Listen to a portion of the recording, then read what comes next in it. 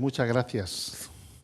Bien, ¿no? Yo siempre me oigo un poquito con eco por el altavoz, quizás.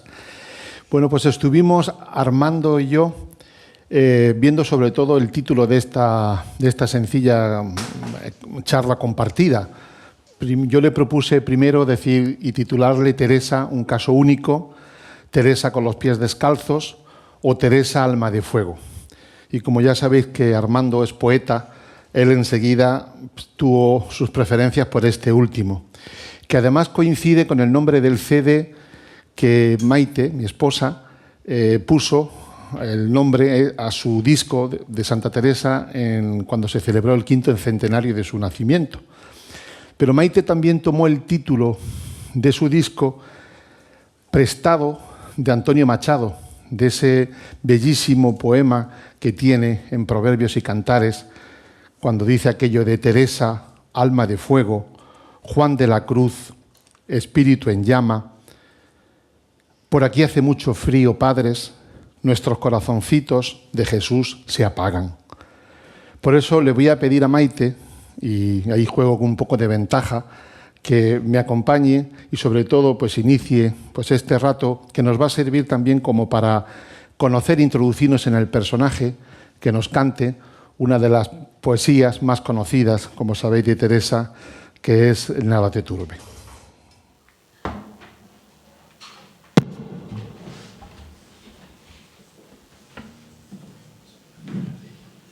Bueno, empezamos dándole voz a la santa.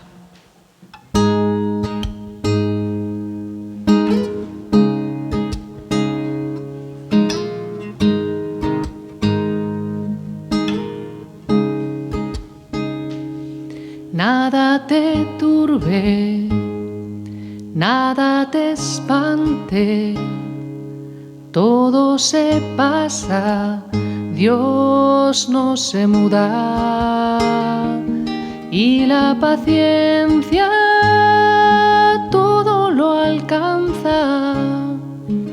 Quien a Dios tiene, nada le falta. Nada te turbe, nada te espante, todo se pasa, Dios no se muda, y la paciencia todo lo alcanza. Quien a Dios tiene, nada le falta. Solo Dios basta, solo Dios basta, solo Dios basta, solo Dios basta. Nada te turbe, nada te espante, todo se pasa, Dios no se muda, y la paciencia todo lo alcanza. Quien a Dios tiene, nada le falta. Nada te turbe, nada te espante, todo se pasa, Dios no se muda, y la paciencia todo lo alcanza. Quien a Dios tiene, nada le falta. Solo Dios basta, solo Dios basta, solo Dios basta, solo Dios basta. Nada te turbe, nada te espante, todo se pasa, Dios no se muda y la paciencia todo lo alcanza. Quien a Dios tiene, nada le falta.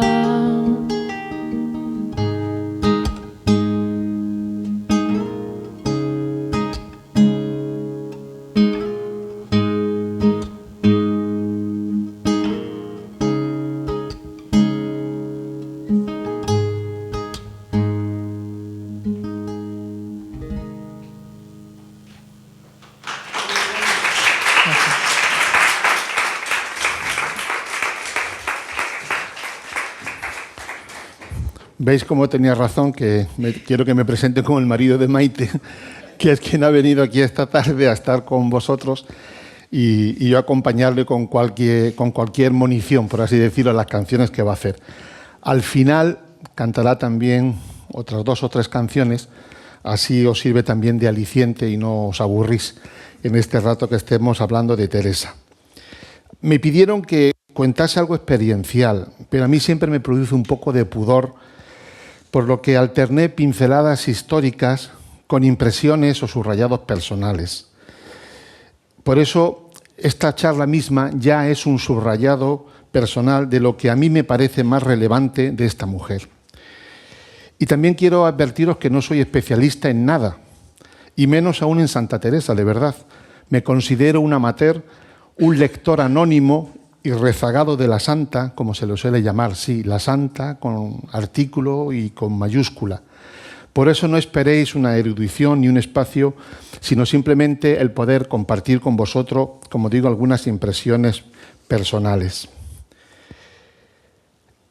Teresa de Jesús es muy famosa, mundialmente famosa, universalmente famosa. Pero la fama no es lo mismo que conocimiento. Citada en las páginas más ilustres del siglo de oro español, en la literatura, llevada a los altares de Bernini, retratada en el arte, en la teología, en la historia de la mística. Pero aún así, a Teresa creo que tenemos que decaparla. Decapar es esa técnica que usan los especialistas, los restauradores de arte, para quitar las capas de pintura o de óxido que tienen las obras de arte, la imaginería, las obras antiguas. Y yo creo que a Teresa hay que decaparla un poco. Y también habría que rescatarla de ese rapto, le llamo así, ese rapto que hicieron de ella en otras épocas. Fue raptada sobre todo en el barroco.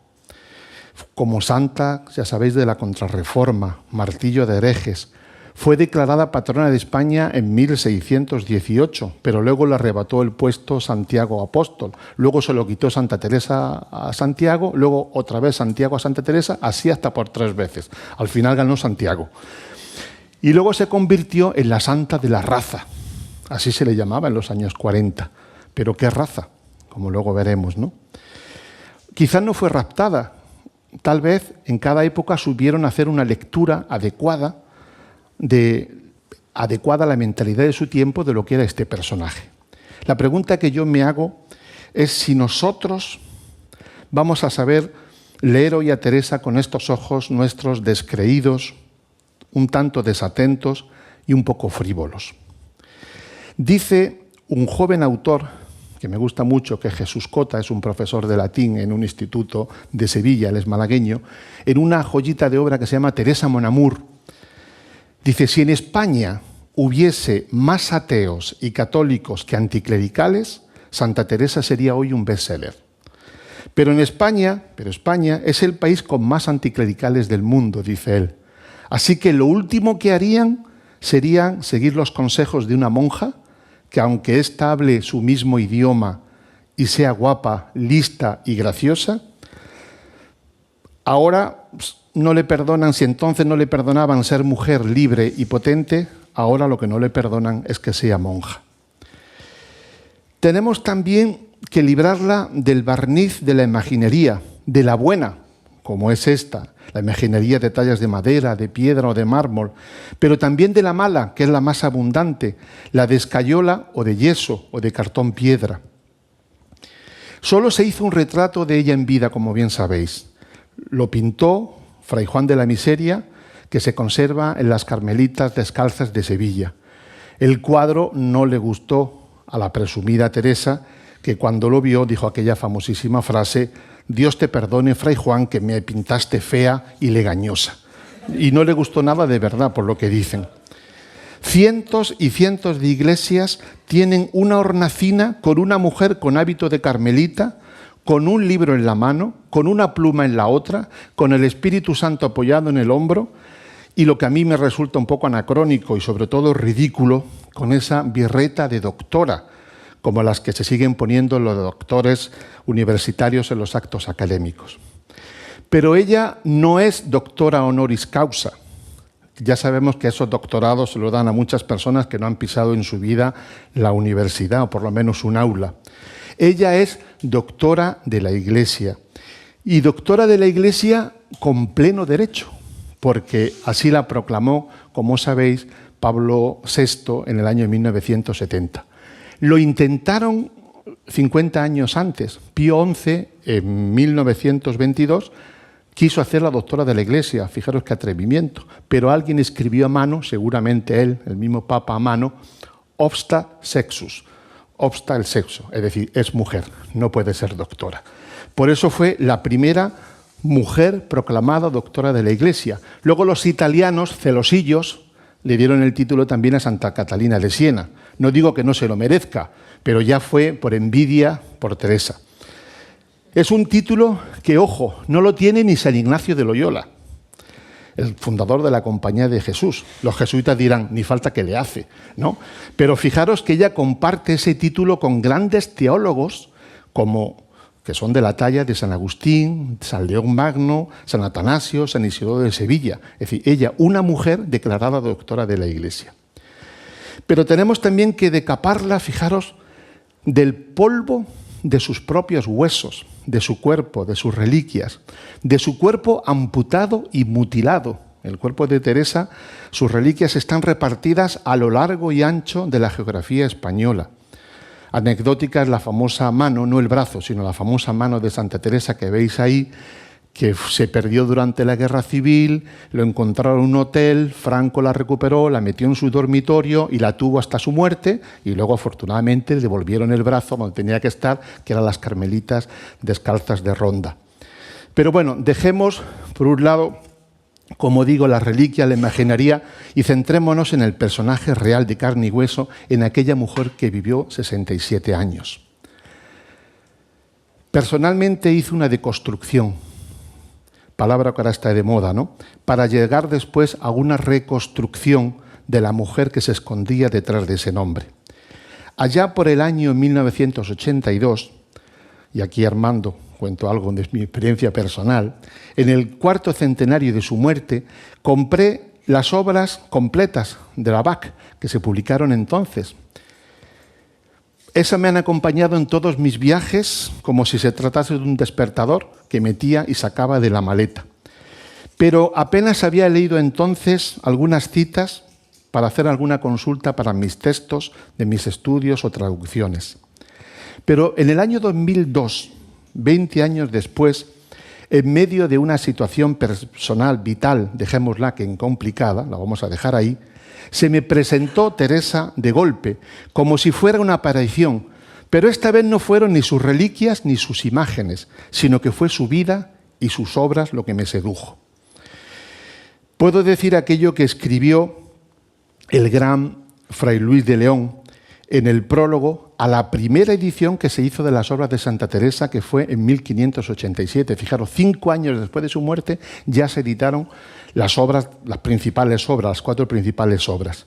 Y él puso, Fray Luis de León, en el prólogo una cosa muy bella con la que yo siempre me identifico. Yo no conocí ni vi a la Madre Teresa de Jesús mientras estuvo en la tierra.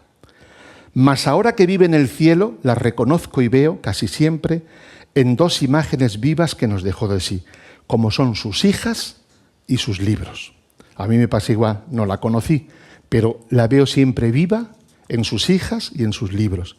Y es que tenemos tantas fuentes, tanta información, tantos datos, que podemos acercarnos a ella con una lente de aumento tan potente que podríamos casi acariciar y besar sus pies descalzos. Pero es que también se le puede reconocer, como digo, en la vida y obra de esta mujer, en sus hijos y hijas, en tantos y tantos Carmelos repartidos por el mundo, hombres y mujeres, mujeres y hombres. Estas son las de Toro, me parece que estáis diciendo por ahí, ¿verdad? Viven con sencillez, viven con pobreza, viven con naturalidad, eso que llamamos carisma teresiano. A mí me fascinó su vida, me fascinó su obra y me fascinó su caligrafía. He mirado tu letra como se mira un río, y lo he visto en él tu rostro ensimismado, lo escrito es lo andado, tomando prestado estos versos de José García Nieto. Es la mujer, esto lo dice Paco Umbral, que mejor ha escrito en castellano, una mujer que tira el zapato y rompe a escribir un castellano en el que se le nota la verdad y la vida que le suben por los pies desnudos desde la tierra.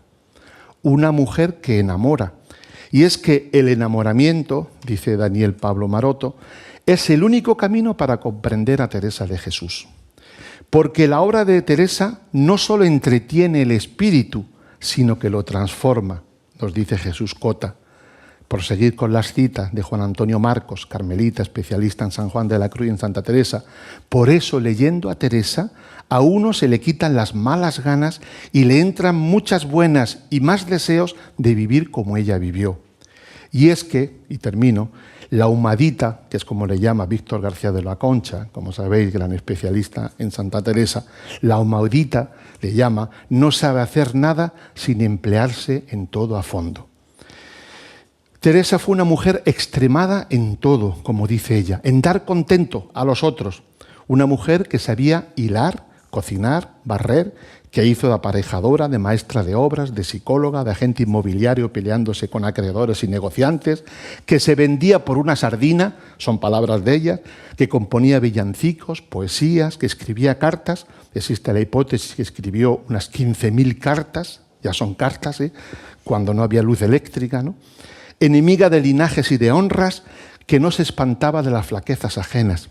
Pero sobre todo Teresa es la reformadora, la fundadora de monjas y frailes, que hizo miles de kilómetros en carro o sobre una mula, ya sabéis que sabía montar bastante bien, a caballo, amiga de santos, maestra de espirituales y tantas cosas más, que la elevan a los altares, a la gloria de Bernini, pero también la bajan a los fogones y a los caminos polvorientos de Castilla y de Andalucía, a los ventorros de paja y barro, que cruza puentes y ríos, que se cartea con reyes y duques, que duerme en los palacios de los señores de este mundo, pero también en el suelo desnudo de ermitas y posadas. La famosa frase de esta vida es una mala noche en una mala posada, lo sabía bien por experiencia porque dormían en el suelo y a veces cuando las monjas se alojaban de un sitio a otro las alojaban en las cuadras donde estaban los mismos animales. De la lectura de Teresa a uno le queda el retrato de una mujer nada encapotada. Encapotada es como ella llamaba a los santos tristes y solemnes. Una santa, sí. Y dice una mujer contemporánea que la conoció aquí en Madrid. A Santa Teresa dice que le gustaba mucho Madrid. Una cita por aquí dice, me gustan mucho sus calles, es muy bonita. Eso no se sabe, ¿no? Pero decía ella, esta mujer, una santa, desde cuando la conoció, a la que todos podemos imitar, que come y que duerme y que habla como nosotros y anda sin ceremonias, ¿no? La espontaneidad de Teresa. Como veis, hago un entrelazado de citas elogiosas de la santa con las que me identifico totalmente y que ellos expresan mejor que yo lo que siento por ella. Aunque también tuvo sus detractores, muchos y poderosos, incluso después de muerta. A uno de ellos le debemos el título tan conocido de inquieta y andariega. Ese título, cuando se lo dijeron, no fue un piropo. Os digo la cita completa. Fémina, inquieta y andariega, desobediente y contumaz, que a título de devoción inventaba malas doctrinas, andando fuera de la clausura, contra el orden del Concilio Tridentino y contra los prelados, enseñando como maestra contra lo que San Pablo enseñó, mandando a las mujeres que no enseñen. Esto lo escribió el nuncio Sega en un informe que mandó a Roma al Vaticano sobre ella. Ella había tenido un nuncio protector que se llamaba Ormaneto, que murió en 1577 y le mandaron a este. A uno le llamaba Matusalén, porque Teresa, como sabéis, era muy dada a poner apodos en las cartas a las distintas personas para que no descubriesen de quién estaba hablando. Pues esto lo escribió Matusalén, según ella. Yo me quedo también de ella su sentido del humor, signo de personas inteligentes y sobre todo una actitud que no se espera uno de una monja del siglo XVI. Cuento 3 anécdotas que a mí me parecen muy sabrosas.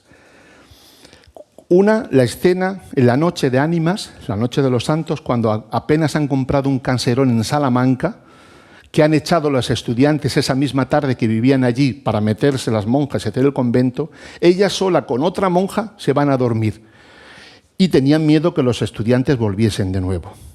Y dice, esto lo cuenta la santa, que lo dice la otra que está durmiendo al lado de ella, «Madre, estoy pensando si ahora me muriese yo aquí, ¿qué haríais vos sola?»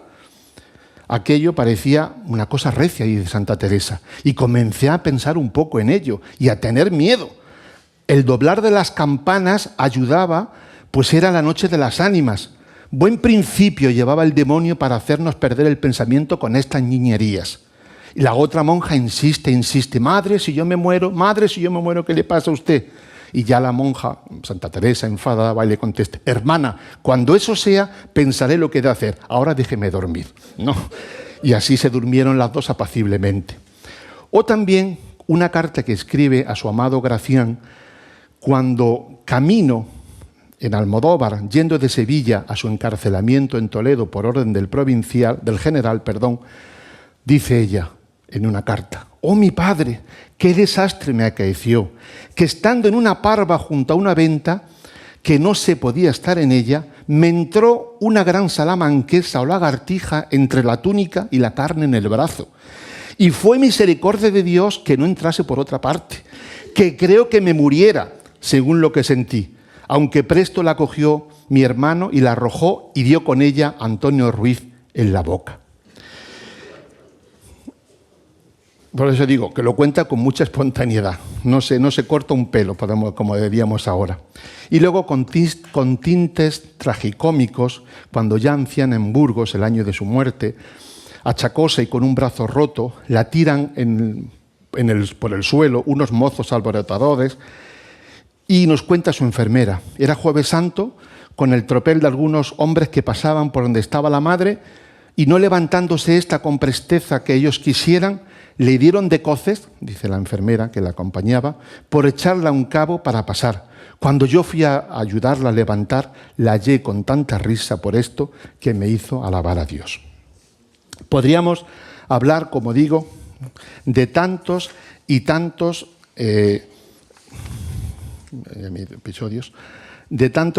episodios de su vida. Yo me voy a fijar en 2 cosas nada más. Una, en una curiosidad histórica, y en otra, en algo que fue decisivo en su vida. La curiosidad histórica es cómo se descubrió su condición de nieta de judíos. A Santa Teresa siempre se le consideró en la historia como una hija de viejos cristianos castellanos, de hidalgos. Ya sabéis que la hidalguía era una condición social, como una especie de baja nobleza, que eximía a estas personas de ciertos impuestos y de desempeñar determinadas profesiones que se consideraban indignas. Toda la hagiografía remarca que Santa Teresa, que los Cepeda, los Ahumada, eran, como se dice, de buena familia. Pero, oh sorpresa, como si se tratase de un guión de una película de detectives. En 1940, en Valladolid, en el Valladolid de la posguerra, fijaros, un año después de terminar la guerra civil, un erudito local llamado don Narciso Alonso Cortés, interesado en personajes célebres de la ciudad, estaba en el archivo de la Cancillería y cuando acabó su trabajo, por hacer un poco de tiempo hasta que cerrasen, pidió el expediente de resolución de los Cepeda. Le traen un cartapacio como el que veis ahí del siglo XVI. En este expediente viene a decir que don Alonso Sánchez, que es el padre de Santa Teresa, no tenía que pagar impuestos directos, pues era hidalgo. Resolución que se tomó después de una larga encuesta de testigos. Habían pleiteado con un municipio abulense para demostrar que eran hidalgos y no tenían obligación de pagar impuestos. La primera página de la sentencia decía eso. Y todos cuanto habían consultado este documento, este legajo, no habían pasado de la primera página, seguros del viejo linaje de Santa Teresa. Pero cuando don Narciso se pone a leer los siguientes legajos, descubre, sí, que habían conseguido el título de hidalgos, pero que eran hijos de un tal Juan Sánchez, vecino de Toledo, que no solamente era judío e hijo de judíos, sino que había judaizado, es decir, que practicaba en secreto, como tantos otros muchos conversos, las costumbres judías. Aparentemente cristiano, pero en casa a lo mejor leían la Torá, respetaban los sábados, etc. Ante un bando de la Inquisición que acababa de llegar a Toledo, él se autoinculpó en 1485 para bajar la pena. Y lo condenaron a llevar un San Benito durante 7 viernes por las parroquias toledanas. Una terrible humillación para este acaudalado toledano, y su reputación quedó por los suelos. El hombre puso tierra de por medio y se marchó con su familia a Ávila, donde comenzó una nueva vida, casando a sus hijos con las mejores familias abulenses, cristianos viejos. Fue el caso del padre de Teresa, don Alonso. El investigador se echó las manos a la cabeza y hasta 6 años después no desveló el secreto tan bien guardado, y además lo hizo tan discretamente en una revista especializada que no trascendió ni leyó nadie. Pero lo más raro todavía es que el expediente desapareció de la Cancillería y no volvió a aparecer hasta 1986. Imaginaros en aquella España de los años 40, con la conspiración judeo-masónica como argumento político, cuando la selección femenina de Falange tenía a Santa Teresa como patrona, ¿quién se atrevía a decir que Santa Teresa era de origen judío? Como digo, en los años 60 ya se supo entre eruditos y al final ya se reconoció. Si Teresa lo supo o no, no lo sabemos. Teresa tenía 4 o 5 años cuando ocurrió esto en su casa y seguramente lo guardaban muy en secreto para que no trascendiese y pudiesen estigmatizarles también en Ávila. Esto es anecdótico, pero confirma lo que os digo al principio, lo que os decía, que fama no es lo mismo que conocimiento. La segunda cosa que quiero destacar, y ya estoy en la mitad, acercándome casi al final, aunque me quedan unas paginitas, es que ¿qué produjo, que es lo que nos puede afectar a nosotros, ese giro decisivo en la vida de Teresa? La historia de Teresa es el feliz resultado de un fracaso. Esto lo dice el sabio Salvador Ros, carmelita especialista en San Juan de la Cruz y Santa Teresa. El feliz resultado de un fracaso. Un fracaso personal. Una mujer que entra en el convento casi por huir de la vida que llevaba en la casa de su padre. Decía ella, lo dice en el libro de la vida, temía casarme, pero también había dicho, era enemiguísima de ser monja. Vamos, lo típico en un adolescente de 15 años, no sabe lo que quiere. El padre preocupado porque su hija no se perdiese con los devaneos típicos de esas edades. Así que se va al convento de la Encarnación. Años después, ella escribiría a sus monjas, para que veáis también el juicio que tenía sobre la condición de la mujer casada en aquella época. Dice, así como dicen que ha de ser la mujer para estar bien casada con su marido, que si el marido está triste, ella se ha de mostrar triste. Y que si su marido está alegre, aunque nunca lo esté, ella se ponga alegre. Mirad, hermanas, le dice a las monjas, de qué sujeción os habéis librado. Lo dice en el camino de perfección. Teresa se escapa de la casa de su padre a hurtadillas, a mitad de la noche, y decide irse al monasterio de la Encarnación, como os digo. Y allí la esperaban las monjas. Sabía que su padre no le iba a dar el permiso. Y la casa paterna, su madre había muerto cuando ella era niña, se había ido vaciando, pues todos sus hermanos se habían marchado a América, a hacer las Américas todavía. Ella todavía no sabe lo que quiere. No penséis en el monasterio de la Encarnación, que habréis visitado seguramente en Ávila, como un convento de los de ahora con 10 o 15 monjas. Allí vivían nada menos que unas 200 monjas, en un régimen de clausura, sí, pero semiabierto. Había monjas con vocación, pero también chicas que no tenían dote para casarse. Había viudas, había damas que tenían sus doncellas con sus propias celdas. y con cualquier excusa se podía salir del convento. También recibían visitas en los locutorios de mozos, galanes, que acudían buscando conversaciones sabrosas con las jóvenes monjas.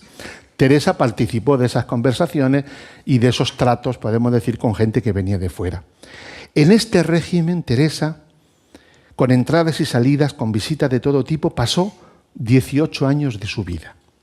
Con buenas intenciones, con decencia seguramente, pero tratando con una mediocridad y viviendo y constatando, una mediocridad de vida que no le llenaba. Vivía, decía ella, sombras de muerte. Casi 20 años pasó Teresa de Jesús en esta situación, hasta que un día dijo basta. Estaba ya mi alma cansada, dice ella, y se produce un proceso que solemos llamar de conversión. Ella ya tiene cumplidos los 40 años. Así que algunos todavía estáis a tiempo de hacer un cambio en vuestra vida. Estamos en 1555. Las conversiones suelen ser repentinas o suelen ser procesos largos. Ahora están de moda las conversiones de impacto, o lo que le llaman la pastoral de impacto, que tiene sus peligros, que lleva a personas a extremismos, ¿no? Que van de un lado a fundamentalismos desarraigados, ¿no? Discuten los teólogos y los historiadores de qué tipo fue la conversión de Teresa. Para mí tuvo que ser un proceso, como todo en la vida. Todo cuenta. Si no hubiese pasado esos 18 años de sequedad y de búsqueda de felicidad, no se produce el paso decisivo. Muchas lágrimas, muchas horas de soledad, mucha insatisfacción. Nadie ni nada la consuela. 2 años antes, en 1553, sintió una profunda conmoción ante un eceomo, que no es este es el Cristo de los ojos lindos que se conserva en el Carmelo de Sevilla, pero llevaron a su convento un Cristo que a ella, para no sé qué fiesta, dice ella, un Cristo cubierto de llagas. En mirándola, la imagen, toda me turbó de verle tal, porque representaba bien lo que pasó por nosotros. Fue tanto lo que sentí de lo mal que le había agradecido aquellas llagas que el corazón, me parece, se me partía y me arrojé ante él con grandísimo derramamiento de lágrimas, suplicándole me fortaleciese ya de una vez para siempre para no ofenderle. Y unos meses antes, durante la Cuaresma del 54, unos meses después, en la Cuaresma del 54, cae en sus manos la primera edición que se publicó en castellano de las Confesiones de San Agustín, la primera vez que se tradujo en nuestra lengua, otro campeón. Ella dice, cuando llegué a su conversión y leí cómo oyó aquella voz en el huerto, no me parece sino que el Señor me la dijo a mí. Y Teresa decide cambiar de vida. Y ahí empieza una intensa vida de oración que transforma personalmente, que la cambia, pero también la convierte en maestra para los demás. Maestra de espirituales, le llamó Pablo VI. El magisterio teresiano en oración, como bien sabéis, es tan inmenso, la literatura tan abundante, que harían falta seminarios y congresos y cursos, de los que ya ha habido y ya se han celebrado, para acercarse a los puntos fundamentales. Ella cuenta su propia experiencia y pone las bases para que cada uno siga su propio camino. No diré cosa que no la haya experimentado mucho, porque existen muchos modos de oración como tantos modos y orantes existen. Dice ella, Dios ofrece de beber de muchas maneras a aquellos que quieren seguirlo, para que ninguno se vea privado del consuelo ni se muera de sed. Y es que entonces, como ahora, yo creo que vivimos en una sociedad sedienta de espiritualidad, sedienta de trascendencia, sedienta de algo que rompa la rutina de nuestros perversos mecanismos de autoengaño y de consuelo. Hay sed. Un teólogo, iba a decir moderno no, porque ya tiene el hombre 80 y tantos años, pero sí en una obra reciente que ha publicado, dice que para que exista el fenómeno de la sed, significa que en algún lugar tiene que existir algo que aplaque la sed. Pues de lo contrario, no habrían surgido seres, como somos nosotros, susceptibles de sentir sed. Si no existiera el agua, la evolución nunca habría producido seres dependientes de agua. Es Hans Kessler. Y ella lo sintetizó con aquella famosa frase que seguro vosotros os conocéis de memoria, que es: el modo que es hacer oración. Y es esa famosa frase que sería razón para hacer tesis, de hecho han hecho tesis doctorales con ella, que no es otra cosa la oración mental. ¿Por qué dice oración mental?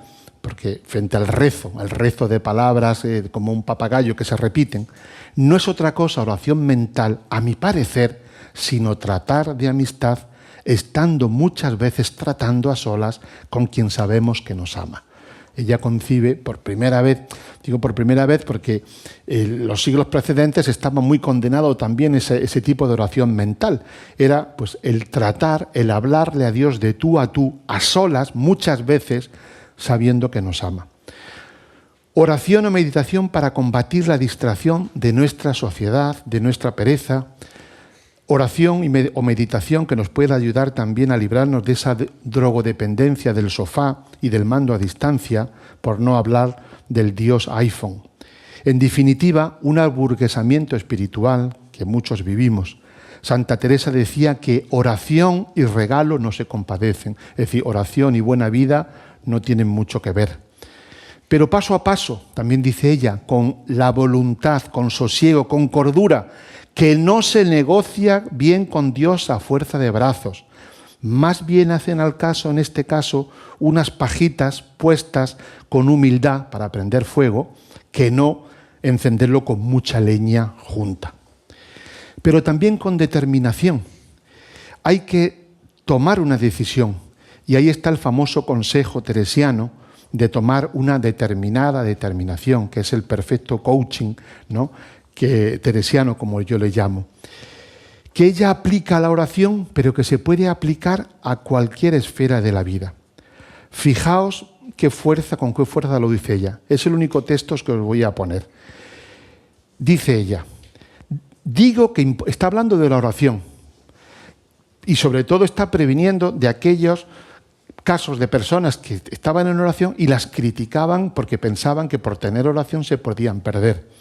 Digo que importa mucho y el todo una grande y muy determinada determinación de no parar hasta llegar. Venga lo que viniera, suceda lo que sucediere, trabájese lo que se trabajare, murmure quien murmure, siquiera llegue allá, siquiera se muera en el camino o no tenga corazón para los trabajos que hay en él, siquiera se hunda el mundo.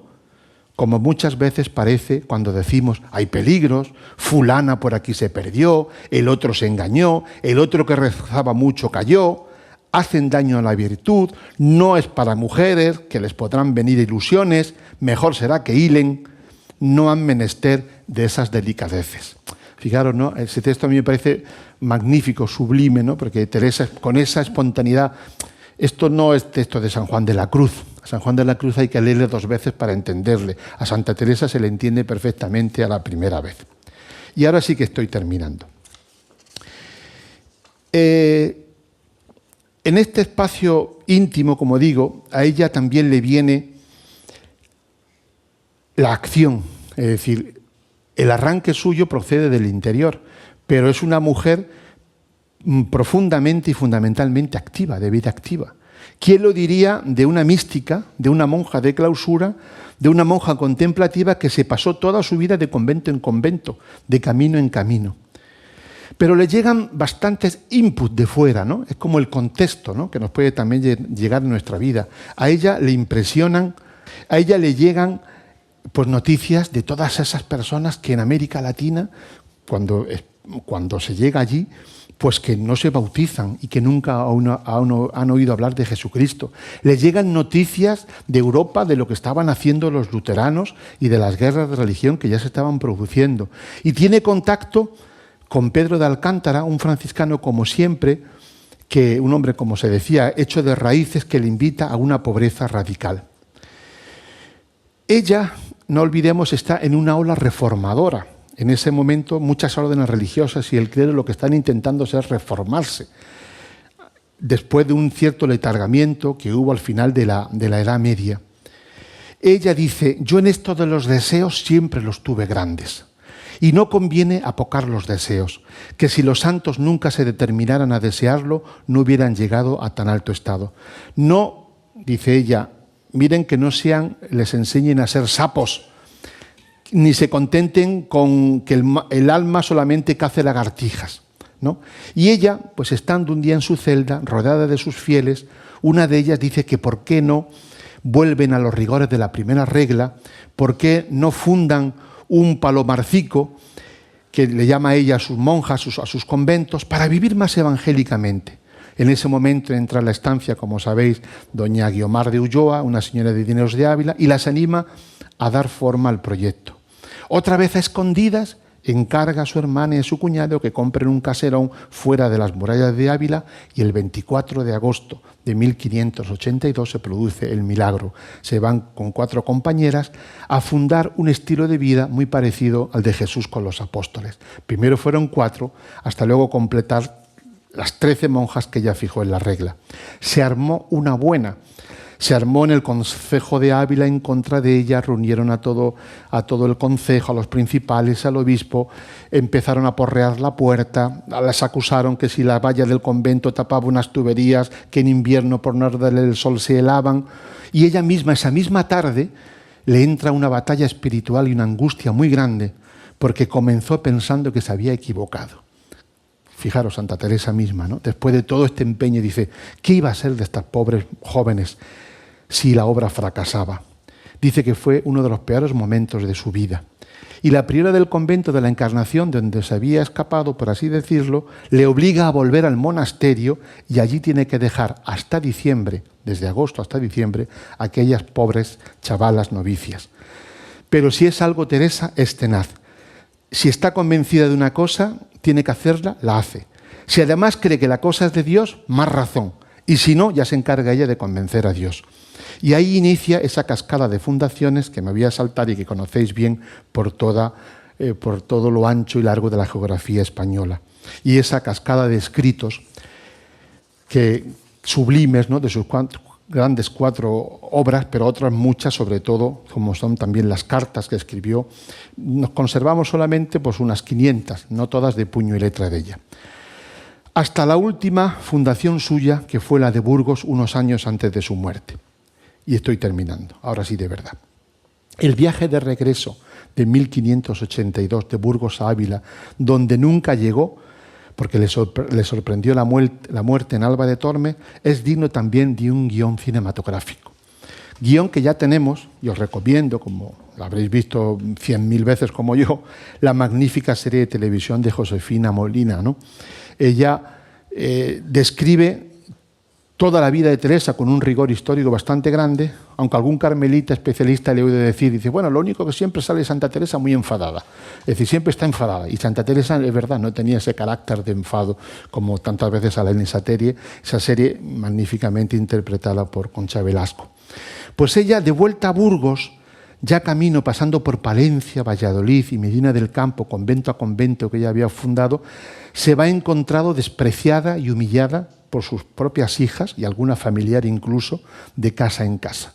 Enferma, agotada, vieja, esta pobre vieja monja, dice ella, con sus 67 años, y va a Ávila ya a encerrarse en su convento.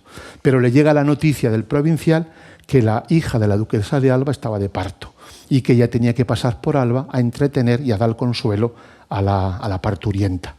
Entonces se desvían hacia Ávila para darle, como digo, pues ese entretenimiento a la santa, y cuando van de camino a Ávila, mira por dónde, tuvo un parto prematuro la duquesa, y entonces dice ella, dice, bendito sea Dios que ya no será menester la santa, es decir, ya no me hace falta la santa, así que, pero se quedaron ya allí en Ávila.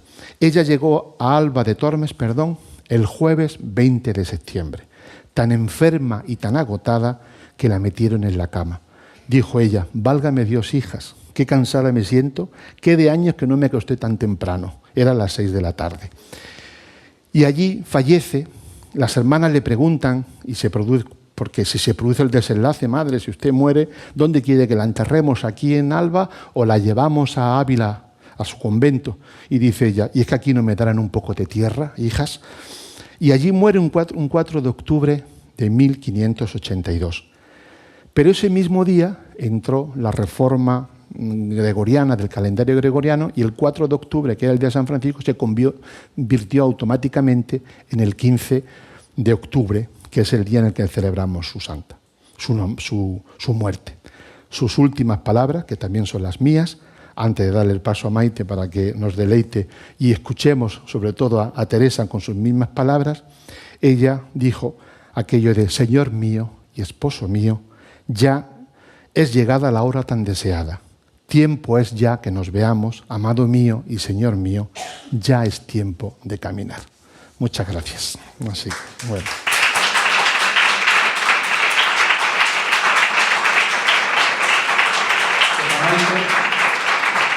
Estamos viendo el tiempo, yo creo que nos da tiempo todavía a un par de...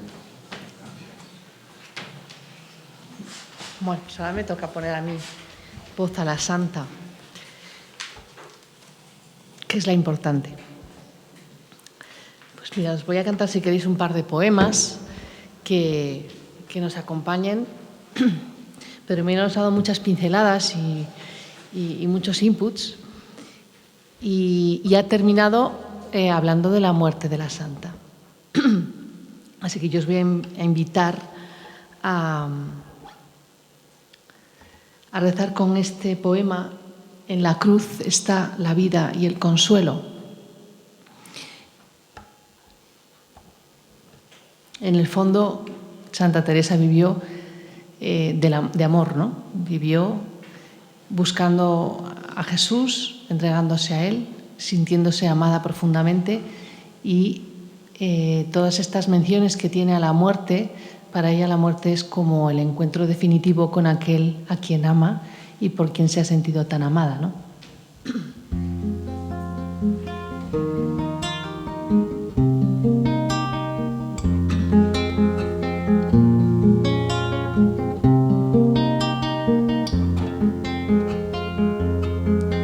En la cruz está la vida y el consuelo, y ella sola es el camino para el cielo. En la cruz está la vida y el consuelo, y ella sola es el camino para el cielo. En la cruz está el Señor de cielo y tierra, y el gozar de mucha paz aunque haya guerra. Todos los males destierra en este suelo, y ella sola es el camino para el cielo. En la cruz está la vida y el consuelo, y ella sola es el camino para el cielo. En la cruz está la vida y el consuelo, y ella sola es el camino para el cielo. De la cruz dice la esposa a su querido, que es una palma preciosa donde ha subido, y su fruto le ha sabido a Dios del cielo. Y ella sola es el camino para el cielo. En la cruz está la vida y el consuelo, y ella sola es el camino para el cielo. En la cruz está la vida y el consuelo, y ella sola es el camino para el cielo.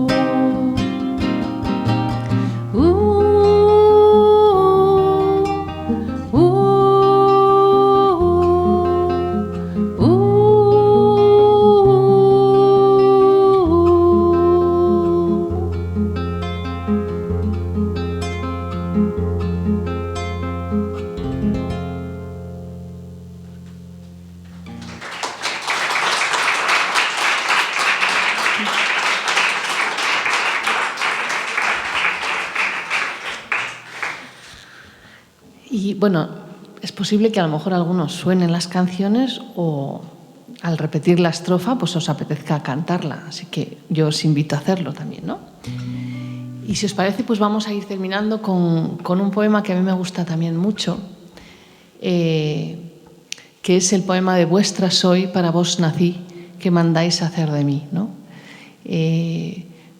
No sé, me parece que la expresión del amor es la entrega, ¿no? Total, el darse y entregarse al amado, pues tal como uno es en las circunstancias en las que vive, ¿no? Y Santa Teresa, pues ese misticismo, ese, como decía Pedro Miguel, ¿no? A veces tenemos a los santos como en un halo ahí de, pues demasiado celestes, ¿no? Demasiado alejados de la tierra, ¿no? Ella fue una mujer que supo entregarse en lo concreto, peleándose para abrir conventos, animando a las monjas, escribiendo, en fin, en cosas muy concretas, ¿no? Entonces esta entrega del día a día es la que yo creo que la Santa nos invita a vivir también, ¿no?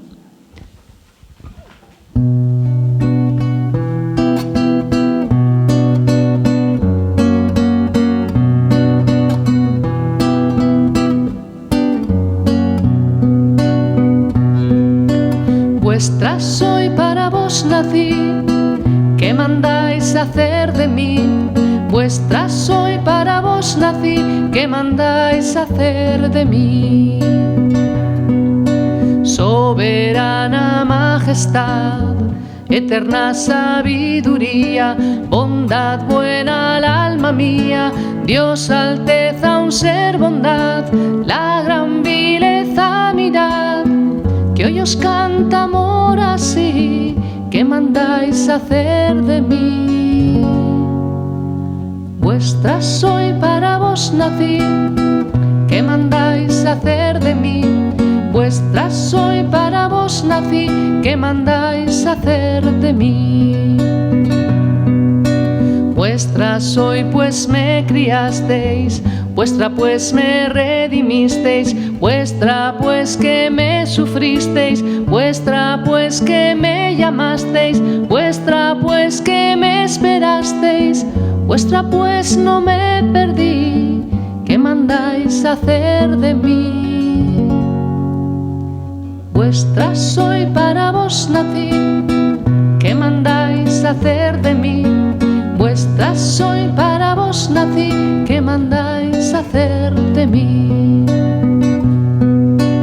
Veis aquí mi corazón, yo le pongo en vuestra palma, mi cuerpo, mi vida y alma, mis entrañas y afición, dulce esposo y redención, pues por vuestra me ofrecí, ¿qué mandáis hacer de mí?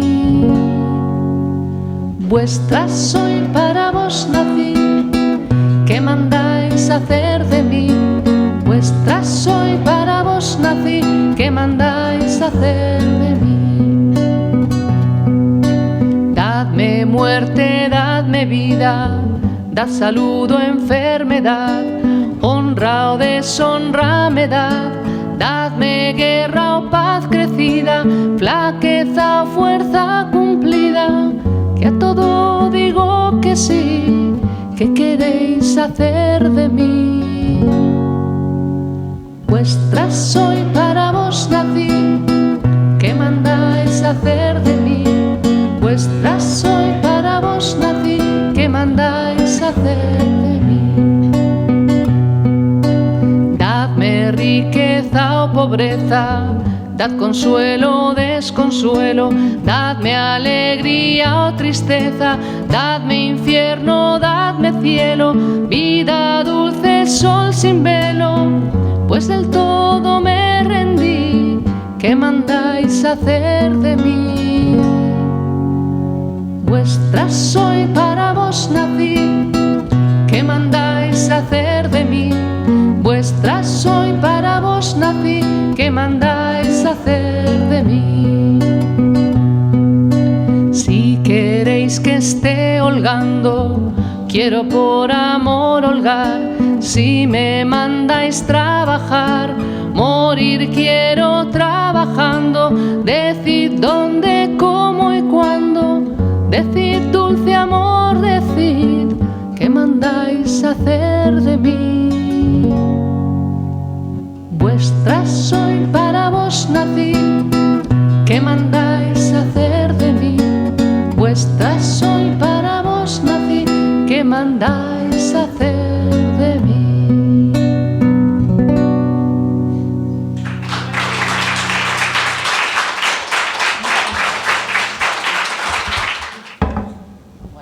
Vamos a ver, que hace tiempo que no la toco y la canto.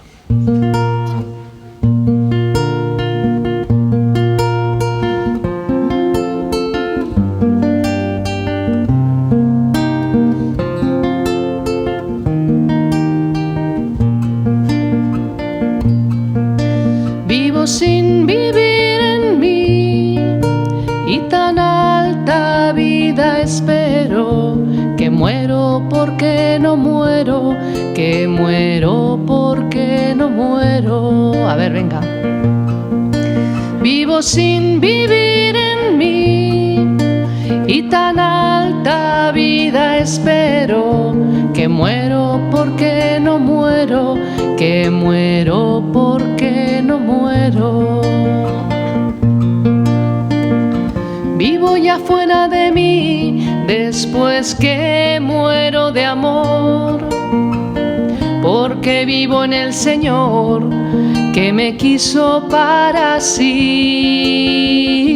Cuando el corazón le di, puso en él este letrero: que muero porque no muero. Vivo sin vivir en mí y tan alta vida espero, que muero porque no muero, que muero porque no muero. Vivo sin vivir en mí y tan alta vida espero, que muero porque no muero, que muero porque no muero.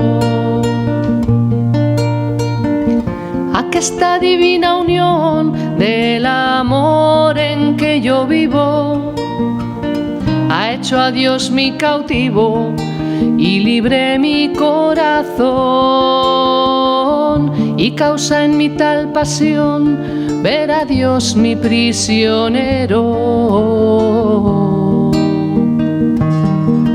Que muero porque no muero. Vivo sin vivir en mí y tan alta vida espero, que muero porque no muero, que muero porque no muero. Vivo sin vivir en mí y tan alta vida espero, que muero porque no muero, que muero porque no muero. Mira que el amor es fuerte, vida, no me seas molesta. Mira que solo te resta para ganarte, perderte.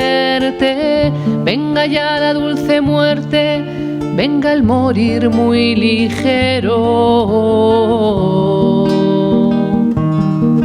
Que muero porque no muero.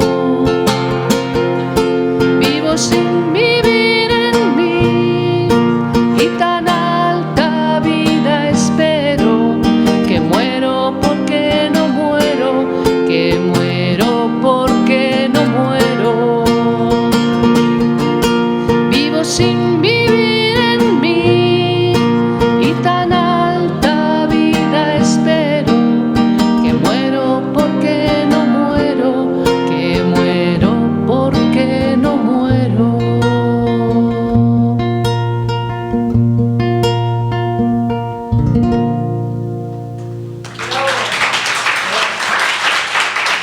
Gracias.